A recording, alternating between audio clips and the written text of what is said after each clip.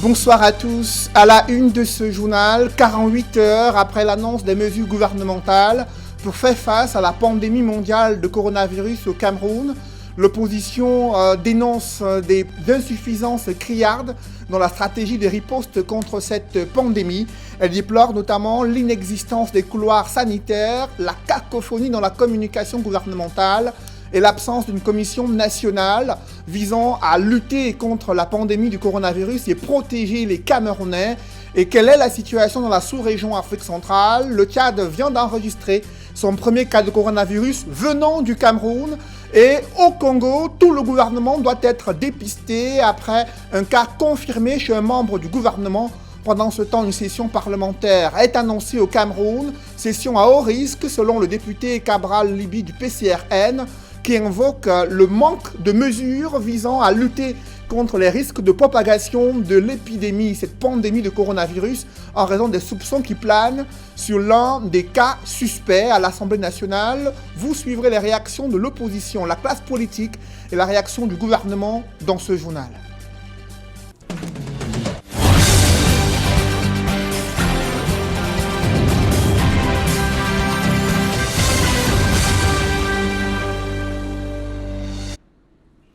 Merci de suivre cette édition complète de l'information sur Equinox Télévision. D'abord, cette résistance de certains passagers placés pourtant en quarantaine dans certains hôtels réquisitionnés dans la cité capitale, alors qu'ils doivent passer des tests visant à évaluer leur degré de positivité, leur degré, savoir s'ils sont positifs ou négatifs au Covid-19, ils refusent de se plier aux mesures édictées par le gouvernement, invoquant des conditions de logement qui sont loin de s'améliorer malgré les décisions prises par le Premier ministre visant à améliorer la prise en charge de ces voyageurs venant des pays à haut risque en Europe. Des précisions dans ce reportage que signent Joël Essengue et Ike Cyril. C'est au Centre national des opérations des urgences sanitaires à Yaoundé que la prise en charge et le suivi des victimes du coronavirus au Cameroun s'organisent. Mais avec les passagers arrivés à l'aéroport international de Yaoundé-Simalène et mis en quarantaine dans certains établissements hôteliers de la capitale, la tâche n'est pas du tout aisée, d'autant qu'il y a des résistances. Depuis le début, il y a des résistances, des réticences et même des cas de violence verbale. Mais bon, on essaye de gérer et de continuer la tâche qui nous a été assignée. Au-delà de la violence verbale, les responsables dénoncent des cas de séquestration des agents de santé publique par les passagers mis en quarantaine. Il y a certaines personnes qui se sont fait séquestrer dans les hôtels. Il y a des agents qui ont été séquestrés dans les hôtels, mais bon, ça a pu être réglé à l'amiable, on va dire. Un peu plus de 250 passagers venus de divers pays d'Europe ont débarqué à l'aéroport de Yaoundé-Simalène. Parmi eux, des cas suspects ont été signalés. Quand on dit cas suspect, c'est juste de la fièvre. On peut avoir la fièvre, une toux, un écoulement nasal. Donc, il y a des cas qui ont été déclarés suspects. Maintenant, les tests vont suivre pour savoir si parmi ces cas suspects, il y a des cas qui s'avèrent être positifs. La détection de cas suspects justifie pour l'autorité sanitaire la décision de mettre en quarantaine des personnes nouvellement arrivées au Cameroun. Le processus de quarantaine, c'est une mise à l'écart des personnes qu'on sait avoir été exposées. Mise à l'écart pour la détection précoce des premiers signes de la maladie. Pour que si jamais ces signes de cette maladie commence à se développer, que ces personnes soient à un endroit où elles ne pourraient pas transmettre rapidement la maladie, premièrement. Deuxièmement, pour que ces personnes soient prises en charge de façon précoce et on leur donne la chance de pouvoir d'avoir une rémission rapide. Après la Chine, l'Europe est devenue l'épicentre du coronavirus dans le monde. Le Cameroun, qui accueille des voyageurs venus de l'étranger, se tient en alerte, en mettant notamment en quarantaine certains passagers. Au-delà des villes de Douala, Bafoussam et Yaoundé, la majorité des Camerounais résidant dans l'arrière-pays sont ignorants de la dangerosité de la pandémie de coronavirus. Illustration à Edea, la ville lumière, là où des hôpitaux n'ont pas d'équipements médicaux spécifiques pour faire d'éventuels tests sur la pandémie de coronavirus. Là-bas, les populations méconnaissent cette pandémie et ignorent les attitudes à adopter pour faire face à la pandémie du coronavirus. Des précisions dans ce reportage de Ekoka Lobé et Nadine Yambou.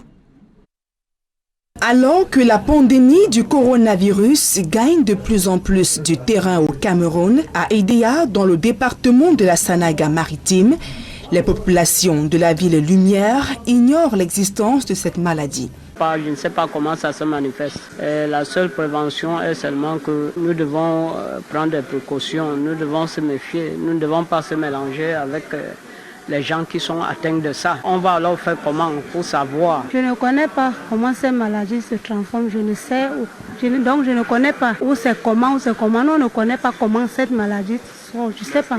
Dans les espaces marchands, la peur hante les commerçants. Chacun développe à sa manière des astuces pour se prémunir contre ce virus. Une comme moi, le client se place déjà presque à 30 centimes de moins. Donc vraiment, nous n'espérons pas que ça arrive à aider. Nous ne voulons même pas. À l'hôpital régional de la ville, aucun dispositif d'accueil n'est mis en place pour d'éventuels cas. Au regard de ces moyens limités, les responsables de ces structures hospitalières ont mis en place le minimum pour le personnel médical et les patients. Nous n'avons pas assez de matériel. Nous avons procédé à la fabrication de la solution hydroalcoolique et nous avons également procédé à la fabrication des masques à l'aide de mouchoirs jetables et des cordes en plastique pour maximiser le nombre de masques. Ici à Edea, les populations appellent les pouvoirs publics à mettre davantage un accent sur une sensibilisation de proximité sur les mesures de prévention du coronavirus. Vous l'avez suivi, la question de la sensibilisation des Camerounais reste une préoccupation majeure. Le Premier ministre a pourtant instruit le ministère de la Communication d'axer la campagne, d'intensifier la campagne de sensibilisation des Camerounais sur les stratégies de prévention contre le coronavirus et les moyens mis en place par le gouvernement pour lutter contre cette pandémie sur le territoire national. Plus de 24 heures après cette décision gouvernementale, c'est la cacophonie dans la communication du gouvernement. Très peu d'informations officielles sont disponibles à travers les canaux de communication connus jusqu'ici. Sur les réseaux sociaux, les Camerounais éprouvent des difficultés à avoir des informations officielles sur l'évolution de la pandémie du coronavirus et les actions gouvernementales déployées jusqu'ici afin de riposter contre cette pandémie. C'est le constat que fait notre reporter Jean-Paul Chouniat. La communication gouvernementale n'a jamais autant présenté en mondovision ses limites, ses failles et ses incohérences par temps de crise, comme c'est le cas en ce moment avec le coronavirus. Un tueur silencieux qui crée la panique au sein de la population depuis la détection des cas de personnes infectées par la maladie. Gouverner étant prévoir, le Premier ministre Joseph Diongouté et son gouvernement n'auraient pas visiblement vu venir le coronavirus, attendant la confirmation d'un 13e cas pour relayer une série de 13 mesures sorties tout droit du Palais de l'Unité. Jusqu'au 10e cas enregistré, c'était encore l'affaire du ministre de la Santé publique, Manaouda Malachi, qui se battait tout seul pour informer l'opinion camerounaise à travers des communiqués et tweets sur son compte officiel. Au retentissement de la formule d'appel sur les très hautes instructions du chef de l'État, le gouvernement s'est presque mis à courir dans tous les sens. Réunion à la va-vite entre fonctionnaires des différents ministères impliqués dans la gestion du coronavirus. Ni le ministère de la Communication, encore moins l'administration territoriale, ne sont sortis avec massette au point pour riposter contre le coronavirus, comme c'est souvent le cas à la publication du moindre rapport des ONG. Sur le plan d'une communication pour crise proprement dite, le gouvernement de Joseph Diongouté est presque passé à côté. Aucune cellule nationale de crise mise sur pied. Un plan de communication presque disparate. Attaque globale comme celle du coronavirus, la riposte n'est ni globale dans les annonces, encore moins dans les actions. Tenez par exemple les deux ministères les plus impliqués dans cette affaire de coronavirus. Le site du ministère de la Communication ne dispose d'aucune information à jour sur la situation du coronavirus au Cameroun. À l'exception d'un message de Paul Biya sur le site du ministère de la Communication, demandant au gouvernement de suivre les instructions de Joseph Diongouté, rien d'autre n'apparaît. Idem sur le site du ministère de la Santé publique, juste un lien coronavirus avec un numéro vert 1510. Aucune lisibilité dans le planning des points de presse et conférences de presse.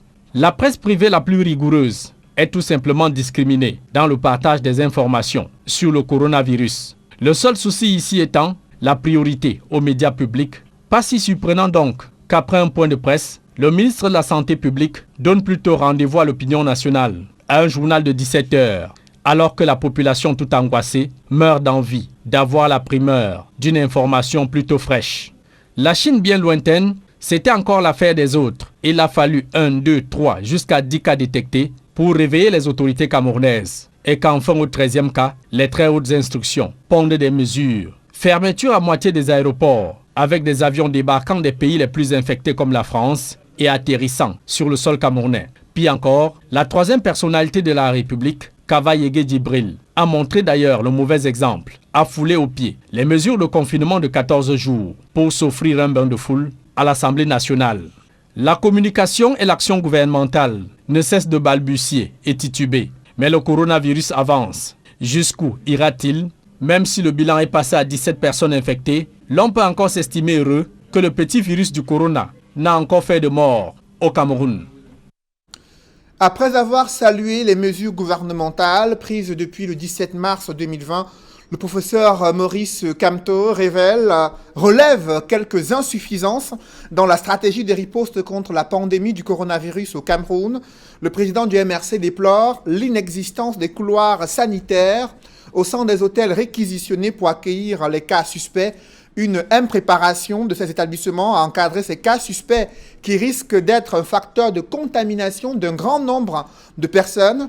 Dans sa déclaration, le professeur Maurice Kamto critique l'attitude de Kava Yegué Djibril qui a violé les mesures de confinement au mépris de la santé des autres Camerounais. Pourtant, il revenait de France, un pays où le rythme de propagation du coronavirus s'est accéléré. Le président national du MRC regrette la non-préparation des centres de traitement des personnes infectées depuis la survenance des premiers cas de coronavirus au Cameroun. C'est seulement le 17 mars 2020 que les autorités sanitaires ont pris la mesure de l'urgence. Au regard de ces dysfonctionnements et insuffisances, le président national du MRC demande la création des camps de mise en quarantaine dédiés au suivi des personnes suspectées ou confirmées infectés par le Covid-19, la création d'une commission nationale chargée de la gestion de l'épidémie du Covid-19 et de la protection des Camerounais face à cette maladie. Le MRC émet des doutes sur les chiffres des personnes déjà infectées et exige plus de transparence de la part du gouvernement. Dans sa litanie de propositions, le Mouvement pour la Renaissance du Cameroun demande que des mesures d'accompagnement soient prises pour les opérateurs économiques et les ménages dont les activités seront affectées par les mesures gouvernementales. Selon cette déclaration du professeur Maurice Kamto, le MRC est disposé à apporter sa contribution pour la mise en œuvre d'une riposte nationale appropriée à la pandémie du Covid-19. Autre réaction de leaders politiques, c'est celle du député Cabral Libi sur la page Facebook de son porte-parole.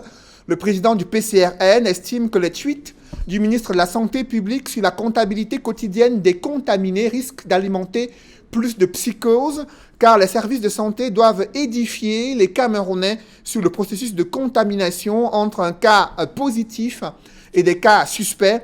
Dans cette sortie sur les réseaux sociaux, le député Cabral Libi s'interroge sur le flou qui entoure le protocole de prise en charge et l'insuffisance de la communication sur l'attitude que devraient adopter les patients atteints du virus et leurs proches. Et l'inquiétude du président du PCRN ne s'arrête pas là. Son porte-parole a posté sa réaction sur l'arrêté portant convocation de l'Assemblée nationale en session ordinaire demain, vendredi à 11h. Cabral Libi déplore entre la ligne l'incapacité des militants du RDPC placés à la tête de l'Assemblée nationale de s'organiser pour préserver la vie des Camerounais au moment où le gouvernement demande des rassemblements de moins de 50 personnes dans les différents lieux alors que l'Assemblée nationale doit accueillir près de 180 députés demain vendredi sur la session ordinaire venait à se tenir telle qu'elle a été convoquée par le président Kavaye Guédibril de la Chambre basse du Parlement. Et pour dissiper quelques nuages d'inquiétude, le ministre de la Santé publique annonce que les premiers malades du Covid-19 ont retrouvé la santé et ils ont été testés négatifs. Selon le docteur Manaouda Malachié, ils ont quitté l'hôpital en fin d'après-midi ce jeudi pour rejoindre leur domicile. Le ministre de la Santé publique, qui également s'est exprimé pour féliciter les valeureux professionnels de la santé. Cependant, il relève que 3 cas suspects ont été testés positifs au Covid-19. Selon le ministre, ces cas positifs étaient parmi les passagers du vol Air France arrivé à l'aéroport international de Yaoundé-Simalène le 17 mars à 20h30. Près de 198 personnes se trouvaient à bord et parmi ces personnes, 3 passagers ont été testés positifs. Le docteur Manaouda Malachi demande à tous les passagers du dit vol de bien vouloir respecter les mesures de quarantaine qui ont été indiquées et de composer de toute urgence le 15-10 pour se faire évaluer impérativement par les services dédiés. À cet effet, le ministre de la Santé publique annonce l'aménagement d'un centre de prélèvement spécial au palais des sports. Les populations sont appelées à redoubler de vigilance et respecter les règles d'hygiène.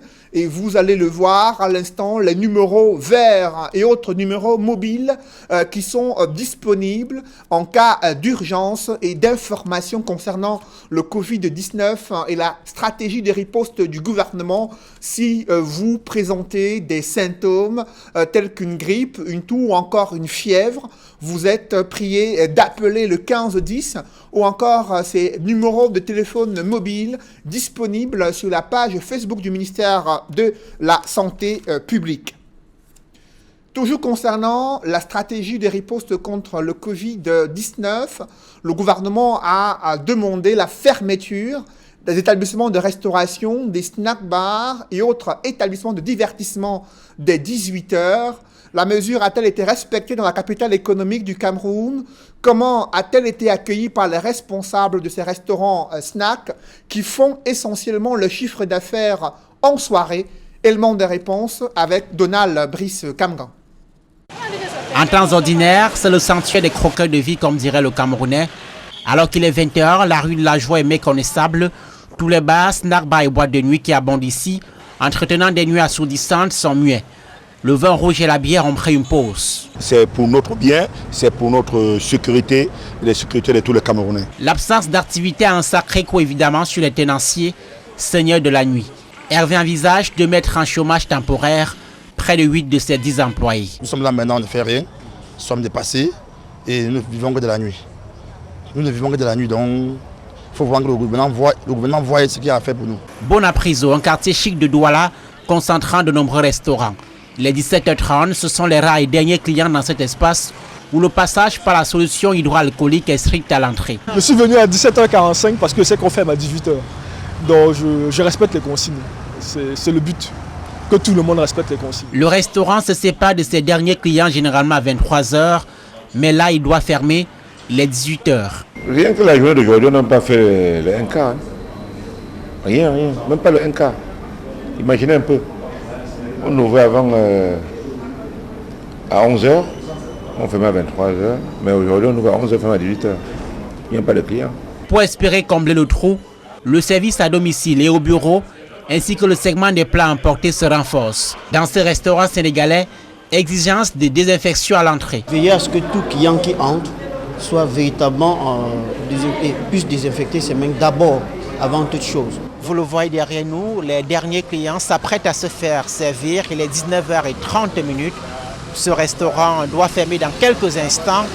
Il est habitué à fermer à 23h, mais en raison de la mesure de restriction prise par les pouvoirs publics, le restaurant est contraint de fermer avec près de 4 heures d'avance. On se dit par moment, peut-être qu'ils sont en train de prendre le recul avant de revenir, parce que pour les chiffres d'affaires, effectivement, on a eu moins de clients que par l'habitude. Lorsqu'ils n'ont pas fermé à 18h, certains restaurants optent carrément pour une cessation temporaire d'activité en scrutant le comportement du coronavirus et les décisions officielles contre la pandémie. Dans les espaces marchands, le ministre du Commerce a instruit que les marchés ferment autour de 16h-17h et que des instructions soient données afin que les commerçants portent un certain nombre d'équipements pour éviter la propagation du coronavirus et que la salubrité soit la règle d'or dans les espaces marchands. La réalité est tout autre.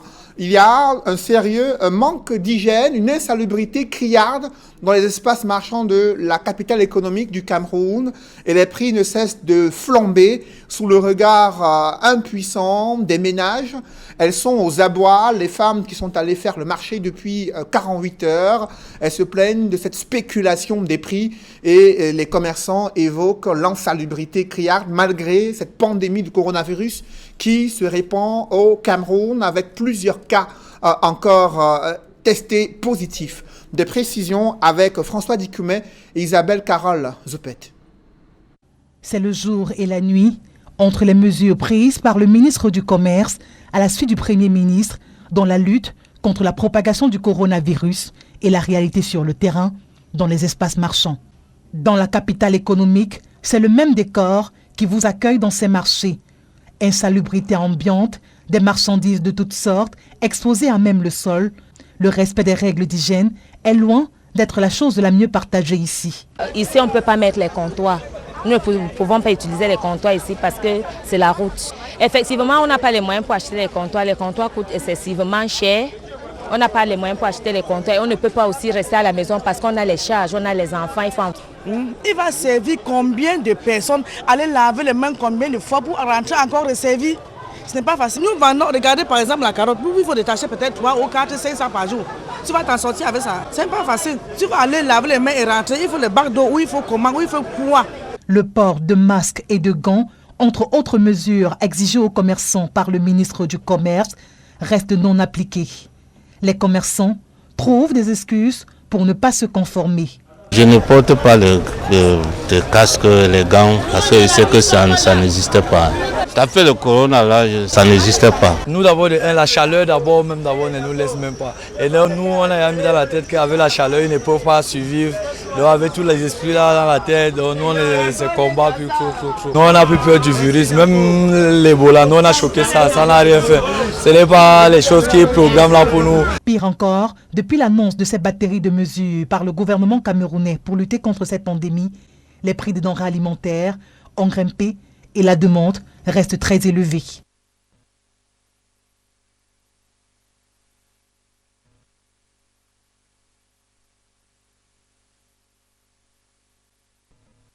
La botte de poireaux coûte 6 000 francs. Au lieu de 2 000, 1 500, parfois 1 000 francs. Elle a 6 000. N'en parlons pas encore au niveau de choux rouges, choux blancs.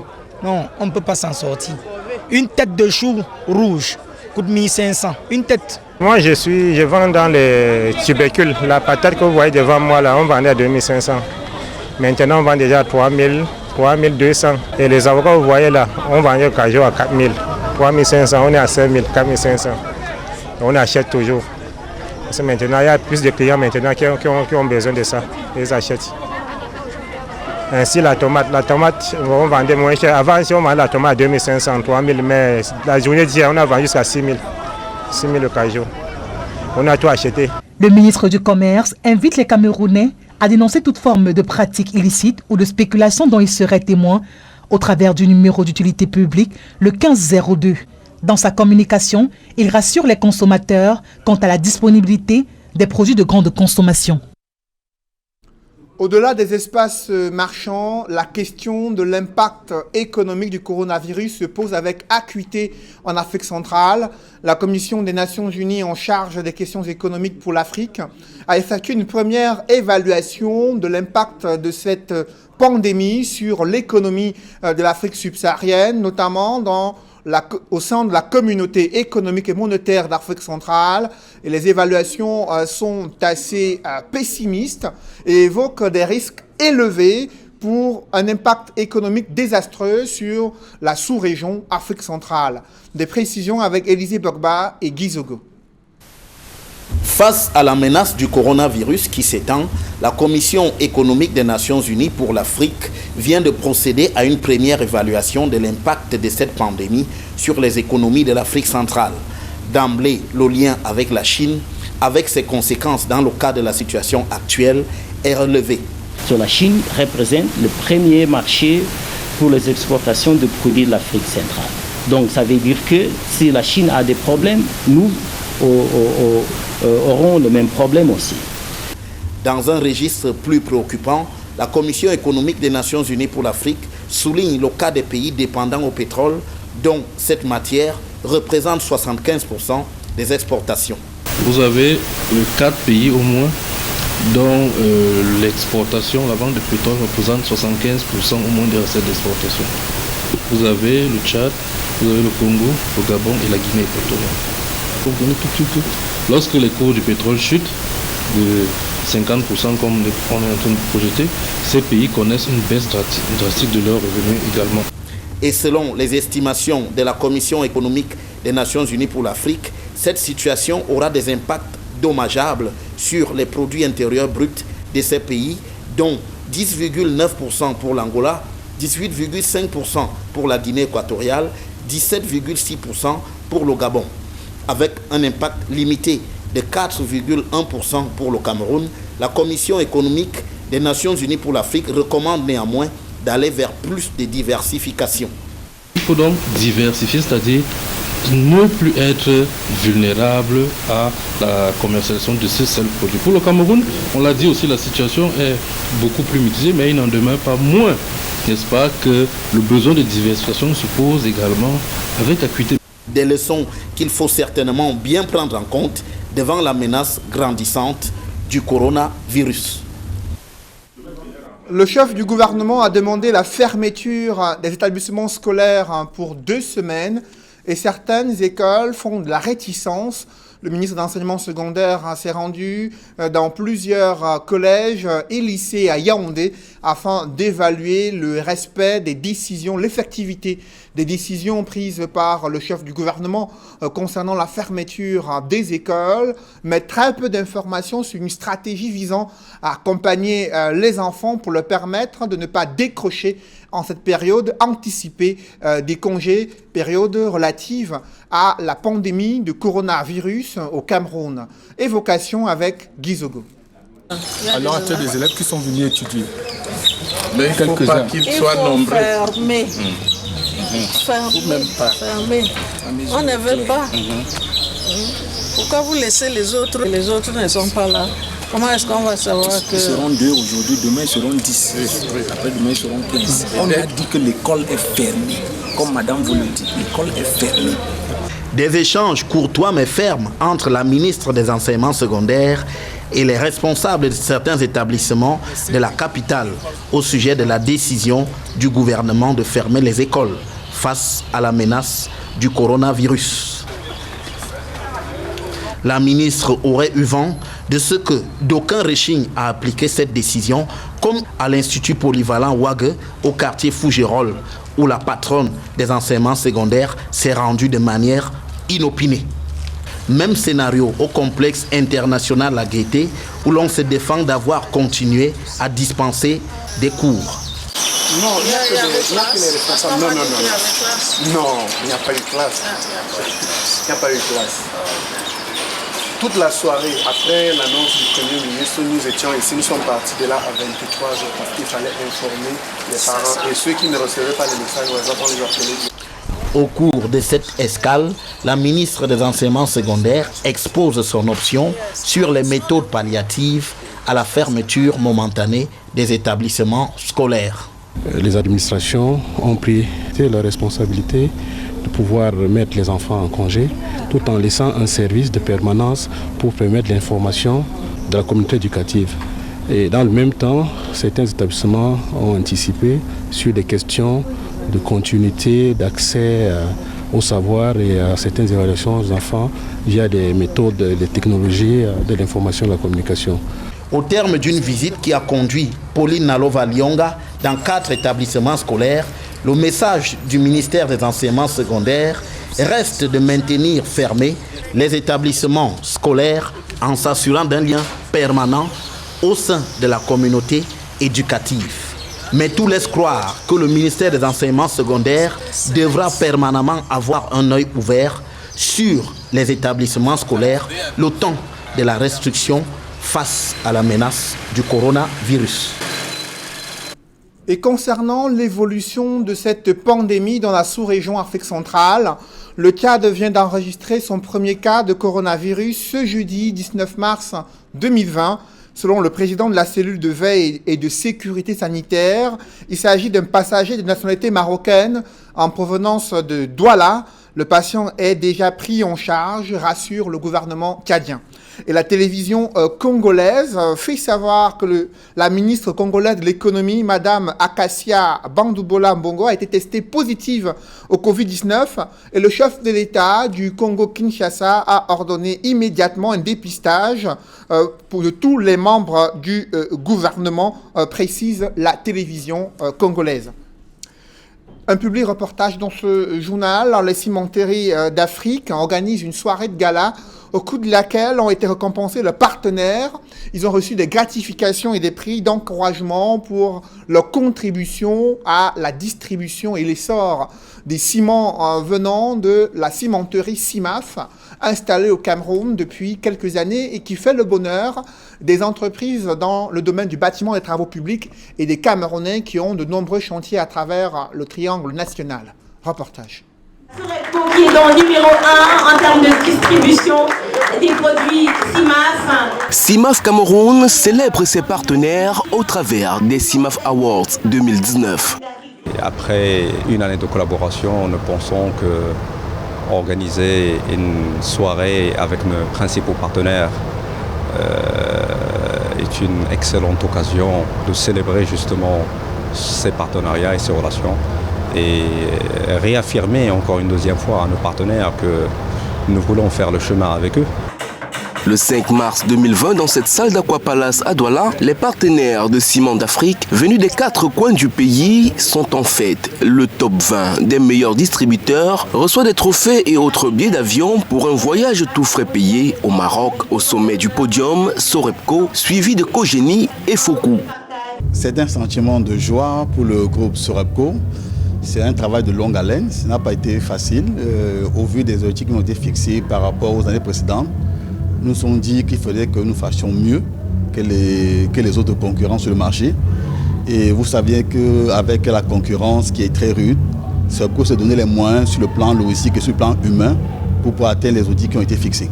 Our company, Kogeni, and this trophy we just won this evening. This trophy, as just asked me, represents the fruits of very hard work. We've worked so hard to get to this level.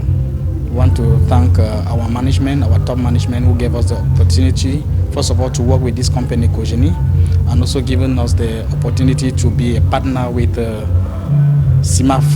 Nous avons choisi CIMAF pour 2 raisons bien simples. D'une part, c'est pour la qualité de ses produits. Et d'autre part, c'est pour la relation qui se passe très bien entre CIMAF et les distributeurs que nous sommes. Cette cérémonie des awards, en toute convivialité, auréolée par la présence des artistes de renom tels que Coco Agenté et Marcos, est le clou d'une activité de motivation menée courant 2019.